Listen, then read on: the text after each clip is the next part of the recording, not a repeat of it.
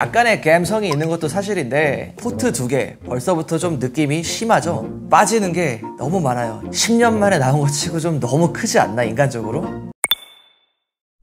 안녕하세요, 별남입니다. 얼마 전 애플에서 정말 대량의 제품들이 쏟아져 나왔죠? 저희도 그날 라이브를 진행하고 있었는데 진짜 깜짝 놀랐어요. 아무튼 이날 새로운 아이맥, 아이패드 프로, 에어태그, 새로운 색상의 아이폰 12까지 나왔어요. 이 중에서도 제가 가장 눈이 갔던 건 아이맥이었는데요. 무려 10년 만에 디자인이 풀체인지가 되었고 드디어 M1 프로세서가 들어갔습니다. 이번 아이맥은 정말 많은 부분이 변했는데 결론부터 좀 말씀드리면 솔직히 실망도 했고 만족도 했습니다. 그럼 이제 이번 아이맥의 주요 달라진 포인트들을 저와 함께 알아보고 또 애플에서 여러분들에게 안 알려준 그런 정보들도 같이 한번 알아볼게요. 이번 아이맥은 굉장히 컬러풀한 7가지 컬러로 출시를 했습니다. 초창기 아이맥을 오마주한 건데 색상은 블루, 그린, 핑크, 실버, 옐로우, 오렌지, 퍼플 이렇게 총 7가지로 출시를 했어요. 이 색상들은 실버를 제외하고는 모두 다 투톤으로 되어 있어서 앞이랑 뒤의 색상에 좀 차이가 있습니다. 여기서 구매 예정이신 분들이라면 꼭 아셔야 될 부분이 있는데요. 이 7가지 색상 중 옐로우와 오렌지, 퍼플 이 3가지 색상은 상위 옵션에서만 고를 수가 있습니다. 가장 저렴한 버전에서는 색상을 4가지만 선택할 수 있게 제한해놨어요. 자, 이 색상에 대해서도 정말 고민이 많이 되실 것 같아요. 사실 제 개인적인 취향은 이 블루 아니면 퍼플인데 뭐 이건 어디까지나 취향 차이가 존재하니까, 그런데 내가 정 고르기 힘들다 이럴 때는 홈페이지를 참조해봐도 좋을 것 같아요. 원래 가장 맨 처음 페이지에 나오는 게 이게 메인 컬러이거든요. 이걸 선택하면은 최소한 후회할 일은 없을 것 같아요. 그리고 저라면 이 좀 색상이 많이 튀는 오렌지나 핑크는 살짝 좀 피할 것 같긴 해요. 이게 컴퓨터라는 게 뭐 몇 달 쓰고 말 게 아니기 때문에 최소 몇 년 정도는 쓰시잖아요. 이렇게 화려한 색상들은 잠깐 볼 때는 좋은데 이게 두고 쓰다 보면은 솔직히 좀 굉장히 질릴 확률이 높다고 생각을 해요. 그리고 이번 아이맥은 여러분들이 아셔야 될 게 이게 투톤으로 되어 있어요. 그러니까 전면과 후면 색깔이 달라요. 전면에는 약간 옅은 색깔이 들어가 있고 후면은 좀 더 진한 색깔이 들어가 있는데 저는 개인적으로 후면 색깔이 훨씬 이쁘더라고요. 왜 이게 내가 계속 보고 있는 이 전면을 이쁘게 안 해놓고 후면 색깔이 더 이쁜지, 이런 부분은 저는 좀 그렇더라고요. 솔직히 마음에 들진 않아요. 이번 아이맥의 가장 큰 화제는 바로 디자인이에요. 이게 왜 화제일까? 바로 아쉬운 디자인 때문인데요. 이번 아이맥의 첫인상은 확실히 많은 분들이 아주 이쁘다라고 평가하기엔 분명히 좀 모자란 부분이 있는 것 같아요. 이 아쉬운 디자인은 대표적으로 3가지로 나뉘는데요. 여전히 크고 투박한 이 아래 턱 이 부분과 또 전면에 애플 로고가 사라진 거, 마지막으로 하얀 베젤입니다. 물론 이번 아이맥의 색상이 이쁜 건 뭐 저도 인정하고 뭐 다들 인정하실 거예요. 근데 솔직히 이게 좀 아래 턱이 10년 만에 나온 것 치고 좀 너무 크지 않나, 인간적으로? 그리고 저는 무엇보다 화가 나는 게 바로 이 가운데 애플 로고가 완전히 사라졌다는 거예요. 사실 애플 제품은 약간의 감성이 있는 것도 사실인데 이런 걸 확 빼버리면 이 감성충들은 지갑이 덜 열려, 기존보다. 그래서 매우 아쉬운 부분인 것 같고, 심지어 해외 유튜버 분들도 이 부분을 굉장히 까시더라고요. 나도 이거는 굉장히 마음에 안 든 거긴 한데 근데 여러분들도 이 부분은 굉장히 실망하실 것 같아요. 자, 그리고 마지막 화제는 바로 이 베젤인데요. 원래는 검은색으로 들어갔는데 이걸 왜 하얀색으로 바꿨을까? 검은색으로 들어가 있을 때는 뭔가 이렇게 일체감이 쫙 있는 그런 느낌이었는데 이게 하얀색으로 바뀌면서 뭔가 그 부분이 굉장히 도드라져 보이는 느낌이 나는 것 같아요. 이건 살짝 에러 같긴 한데 이 색상이랑 잘 어울리는 게 하얀 베젤이란 거는 저도 인정을 해요. 그치만 그래도 좀 이건 선 넘지 않았나, 제 개인적인 견해긴 합니다. 이렇게 아쉬운 부분들도 상당히 많지만 그래도 마음에 드는 부분도 있어요. 바로 후면 디자인과 옆면의 두께입니다. 두께가 불과 11.5mm 밖에 안 된다고 하는데 이건 진짜 놀라운 것 같아요. 이 정도면 이게 애플워치 정도의 두께라고 합니다. 그러니까 말도 안 되게 얇은 거죠. 그리고 또 뒷면에는 애플 로고가 크게 들어가 있고 뭐 색감도 아까 제가 말씀드린 것처럼 좀 진하게 돼 있어가지고 이런 건 마음에 들어요. 방금 전에도 말씀드렸지만 이게 뒷면은 진짜 볼 일이 거의 없어요. 이거 앞면을 이렇게 만들어줬어야 되는 게 아닌가, 이렇게 생각이 드네요, 계속. 이번 아이맥에는 많은 사람들의 예상과는 달리 USB-C 포트만 4개가 들어가서 나왔는데요. 이 중에서 2개는 매우 빠른 썬더볼트 포트고 또 나머지 2개는 USB 3.1 2세대를 지원하는 포트입니다. 그런데 여기서도 좀 다른 점이 있어요. 아까 제가 이렇게 옵션이 좀 나눠져 있다고 말씀드렸죠. 가장 저렴한 모델에는 포트가 2개밖에 안 들어있습니다. 그래도 다행히나마 거기에 썬더볼트 포트 2개긴 한데 그래도 포트 2개 벌써부터 좀 느낌이 심하죠. 제 개인적인 생각이긴 하지만 아무리 포트를 별로 안 쓰는 사람도 2개보다는 많이 쓸 것 같아요. 이렇게 되면은 저렴한 걸 구매하는 사람들이 오히려 거기에다가 비싼 독이나 허브를 막 달고 써야 되는 사태가 벌어질 것 같은데 이것도 참 웃기는 상황이죠. 솔직히 4개가 들어간 것도 저는 충분하다고 생각이 들진 않아요. 근데 2개는 선 넘었지 이거. 공식 홈페이지를 가보면 이번 아이맥은 제일 저렴한 모델은 256GB, 가장 비싼 모델은 512GB SSD가 기본으로 제공되는데요. 물론 옵션을 올려서 바꿀 수는 있습니다. 다만 여기에도 차이가 있는데요. 가장 저렴한 모델은 최대 1TB밖에 구성을 할 수 없습니다. 그러니까 업그레이드를 더 하고 싶어도 더 할 수 없다는 말이죠. 반면 상위 모델은 최대 2TB까지 구성이 가능합니다. 자, 물론 이게 하시는 일에 따라 본인들이 원하는 용량이 다 다르겠지만 근데 예를 들어서 사진 작업이나 영상 작업을 하시는 분들한테는 제 생각에는 1TB도 충분해 보이진 않아요. 이것도 제 개인적인 생각이긴 하지만 엔트리 모델에도 최대 2TB까지 용량 구성을 할 수 있게 만들어 놨으면 얼마나 좋았을까, 이런 아쉬움이 좀 남는 것 같아요. 그리고 아직 옵션별 가격이 나오진 않았지만 제가 아이맥 27인치 512GB를 2TB로 홈페이지에서 업그레이드를 해봤어요. 그러니까 약 80만원 정도의 비용이 발생하더라고요. 이런 점을 감안하면 만약에 업그레이드를 한다고 했을 때 이와 비슷한 정도의 금액이 추가된다는 점은 미리 알고 계시면 좋을 것 같습니다.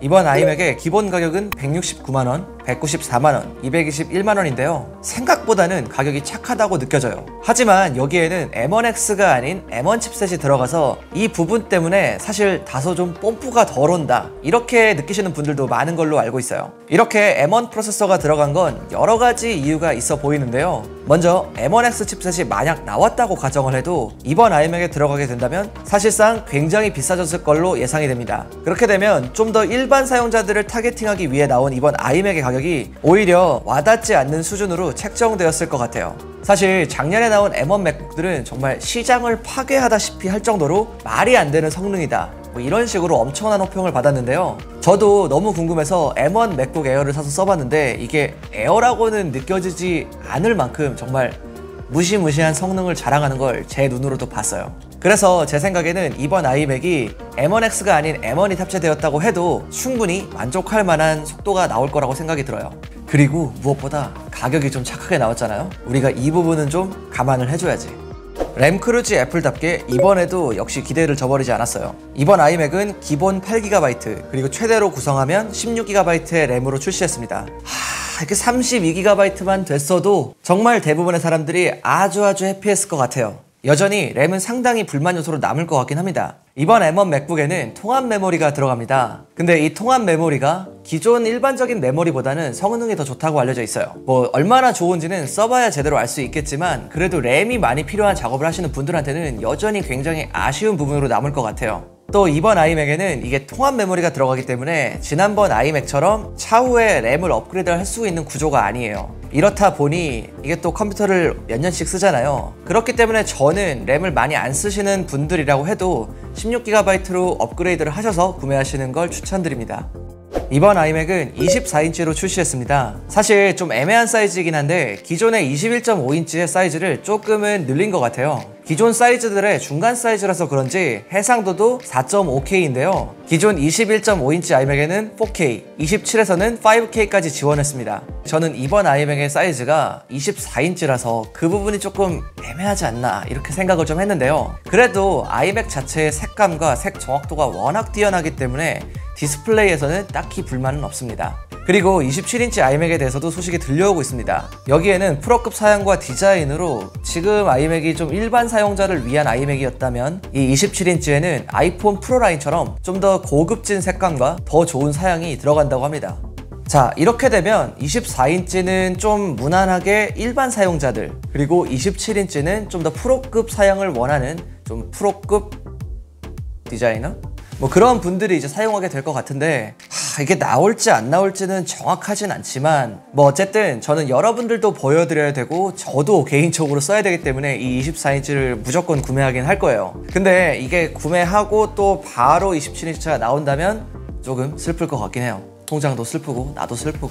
이 외에도 다양하게 업그레이드가 되는데요. 드디어 전면 카메라가 FHD 해상도를 지원하고 그리고 깔맞춤에 터치 아이디가 내장된 키보드가 딸려옵니다. 맨날 맥북에서는 이 지문 인식을 항상 쓰고 있었는데요. 이게 생각보다 굉장히 편하죠. 근데 이게 내 메인 작업컴인 아이맥에도 들어온다? 이건 진짜 너무 좋은 것 같아요. 인정. 그리고 돌비 애트모스를 지원하는 스피커가 들어갔는데요. 물론 아직 써보진 않았지만 그렇게 칭찬이 자자하던 아이맥 프로 스피커보다도 더 좋다고 하니까 이 부분도 굉장히 기대가 됩니다. 또 더 좋아진 마이크, 와이파이 6 지원, 그리고 자석으로 붙는 방식의 전원 케이블, 또 전원 케이블에 연결되어 있는 기가 이더넷 포트, 이런 것도 굉장히 마음에 들고요. 그런데 이 기가 이더넷 옵션은 제일 저렴한 기본 모델에는 해당 사항이 없으니까 이것도 참고하시길 바랍니다. 자, 이제 좀 정리를 해볼게요. 제가 이렇게 쫙 얘기를 했는데 그래서 좋다는 거야, 나쁘다는 거야? 잘 모르겠죠? 일단 저는 마음에 들어요. 좋긴 한 것 같아요. 아무래도 10년 만에 바뀌는 거다 보니까 많이 변했고 좋긴 한 것 같은데 문제는 우리가 기대가 너무 컸던 거죠. 그래서 좀 아쉽다. 이렇게 표현하는 게 가장 맞는 표현일 것 같아요. 사이즈도 24인치라서 저같이 27인치를 사용하셨던 분들은 작은 사이즈를 선택해야 되기 때문에 이거는 분명히 아쉬운 부분입니다. 램이 살짝 작긴 하지만 그래도 가격 자체는 나쁘지 않게 나온 것 같아요. 아무래도 M1 칩셋으로 바꾸면서 상당 부분 비용 절감이 된 듯 합니다. 일단 그동안 아이맥 좀 많이 기다려오셨던 분들한테는 분명히 구매를 추천드릴 수 있어요. 다만 하반기에 27인치의 프로급 버전이 나올 수 있다는 소식 때문에 만약에 나는 정말 고사양 아이맥이 필요하다 이러신 분들은 조금은 기다려보시는 걸 추천드립니다. 이제 어떤 모델을 살지 고민이 좀 많이 되실 것 같은데요. 제가 하나하나 따져보고 추천해드릴게요. 나는 컴퓨터를 전혀 하드하게 쓰지 않고 일상적인 브라우징, 아니면 넷플릭스, 카톡, 진짜 문서 작업 이 정도만 하신다 하면은 솔직히 가장 저렴한 모델을 가는 게 맞기는 한데요. 근데 그래도 저는 상위 옵션을 추천드립니다. 이게 현재 옵션이 이 두 개가 25만원 정도 차이가 나긴 하는데 빠지는 게 너무 많아요. 이 저렴한 모델에. 제일 낮은 옵션에는 기본적으로 8코어가 아닌 7코어 GPU가 들어가고 포트도 2개밖에 안 들어갑니다. 충격적이죠? 거기에 색상 제한도 있고 기가 이더넷도 빠졌고요. 이런 건 제가 중간중간 언급도 해드렸는데 여기에 한 가지 더 안 들어가 있는 게 있습니다. 이 기본형을 구매하시면 매직 키보드 그 같이 오는 거 있잖아요. 거기에 터치 아이디가 지원이 안 되는 녀석이 딸려옵니다. 이건 좀 선 넘었죠? 진짜 인간적으로? 정말 생각보다 상당히 차이가 많이 나는데 이 정도 차이가 나면 그냥 25만원 더 주고 다 들어가 있는 거 사는 게 훨씬 현명한 것 같아요. 그리고 애플 웹사이트를 보면 총 3가지의 모델이 나오는데요. 사실 이 2개 모델은 용량만 다른 거예요. 그래서 엄밀히 말하면 2개 모델로 구성이 되어 있는 거고요. 엔트리 모델은 용량도 최대 1TB까지 밖에 구성을 못합니다. 2TB 옵션은 오로지 상위 모델에서만 가능합니다. 사진이나 영상 작업하시는 분들은 용량에 대한 갈증이 분명히 있으실 거예요. 1TB도 물론 크다고 하면 클 수 있지만 이래저래 작업하다 보면 금방 다 차버리는 경우가 많아요. 그래서 저는 2TB를 추천드리고요. 전체적인 가격이나 옵션 구성을 다 따져봤을 때 아무리 생각해도 기본 모델보다는 상위 모델이 훨씬 더 메리트가 있어 보입니다. 저는 제가 넣고 싶은 사양 다 때려 넣어서 살 건데 제가 계산을 대충 해보니까 한 350만원 정도 나올 것 같더라고요. 그래도 아이맥 치고 풀로 다 때려박았는데 350이면 나쁘지 않다고 생각은 해요. 아무튼 구매를 하게 되면 빠르게 여러분들에게 써보고 알려드리도록 할게요. 그리고 여러분들도 용량이나 이런 램 같은 거 잘 생각해 보시고 구매하시길 추천드리고요. 또 아이맥에 관련된 다른 궁금한 사항이 있으면 댓글로 남겨주세요. 이게 질문이 또 많이 쌓이면 제가 영상으로 한번 준비해 볼게요. 오늘도 애플 덕분에 여러분들의 지갑은 위험합니다. 제가 준비한 영상은 여기까지고요. 그럼 다음에 봅시다.